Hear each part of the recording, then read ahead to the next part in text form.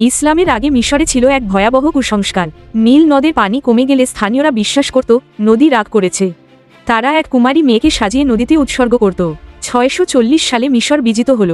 মুসলিম বাহিনীর নেতা হজরত আমর ইবনুল আস রাদিয়াল্লাহু আনহু এই প্রথা বন্ধ করে দিলেন। কিন্তু কিছুদিন পর নীল নদের পানি কমতে শুরু করল।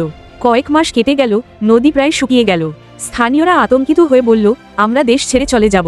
আমর ইবনুল আস রাদিয়াল্লাহু আনহু দ্রুত হজরত উমর রাদিয়াল্লাহু আনহুকে চিঠি লিখলেন। তিনি সব ঘটনা জানালেন। হজরত উমর রাদিয়াল্লাহু আনহু উত্তরে একটি চিঠি পাঠালেন। নির্দেশ দিলেন, এই চিঠি নদীতে ফেলে দাও। চিঠিতে লেখা ছিল, আল্লাহর বান্দা উমরের পক্ষ থেকে নীল নদের প্রতি। তুমি যদি নিজের ইচ্ছায় প্রবাহিত হও তবে প্রবাহিত হয় না, আমাদের তোমার কোনো প্রয়োজন নেই। আর তুমি যদি এক আল্লাহর নির্দেশে প্রবাহিত হও তবে আমরা আল্লাহর কাছে দোয়া করি তিনি যেন তোমাকে প্রবাহিত করেন। হজরত আমর রাদিয়াল্লাহু আনহু সেই চিঠি নদীতে ফেলে দিলেন। পরদিন সকালে দেখা গেল নীল নদের পানি 16 হাত, প্রায় 24 ফুট উপরে উঠে গেছে।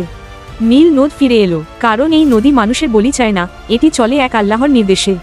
এই ঘটনা ইসলামের জয়গান গায়। নারীদের অপমানের এই পৈশাচিক প্রথা চিরতরে বন্ধ হয়ে গেল।